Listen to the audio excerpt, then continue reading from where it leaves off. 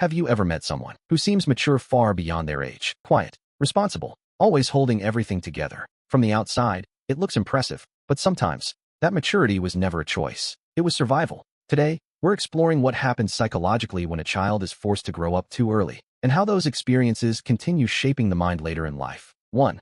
Emotions become difficult to express. For many children, emotions feel safe to show, but in some environments, crying gets ignored, sensitivity gets criticized, vulnerability feels unsafe. So instead of expressing emotions freely, they begin hiding them. Over time, staying emotionally guarded becomes automatic, and eventually, opening up starts to feel uncomfortable, even around people they trust. 2. Responsibility replaces childhood. Some children are forced to grow emotionally before they're ready, while others spend their childhood playing, feeling safe, making mistakes freely. They're learning how to stay careful, trying to keep peace at home, avoiding conflict, taking responsibilities they were never meant to carry so early. And slowly, survival starts replacing childhood. 3. Their mind becomes hyper-aware. Growing up in emotionally unpredictable environments changes the way attention works. Small details suddenly matter.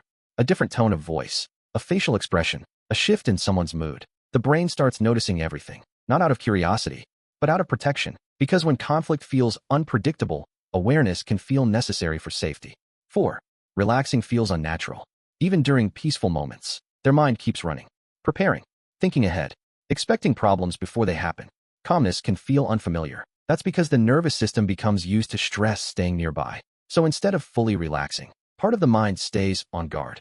5. Independence turns into emotional armor. Relying on others may feel uncomfortable. Asking for help may feel risky. So they learn to handle problems alone. At first, it's a coping mechanism. Later, it becomes part of their identity. Strength becomes something they feel they must maintain at all times, even when they're exhausted. 6. They often feel mentally older than others. Conversations can start feeling disconnected. Certain experiences become hard to relate to, not because they believe they're better than others, but because life forced emotional growth earlier than expected. While people around them were discovering life slowly, they were already learning difficult emotional lessons. 7. Self-criticism becomes intense. Many children who grow up too fast learn to associate worth with performance. Mistakes feel heavy. Rest feels undeserved. Failure feels personal. As a result, pressure becomes internalized. The expectation to stay strong never fully disappears, even during moments when support is deeply needed. 8. Comfort feels hard to accept.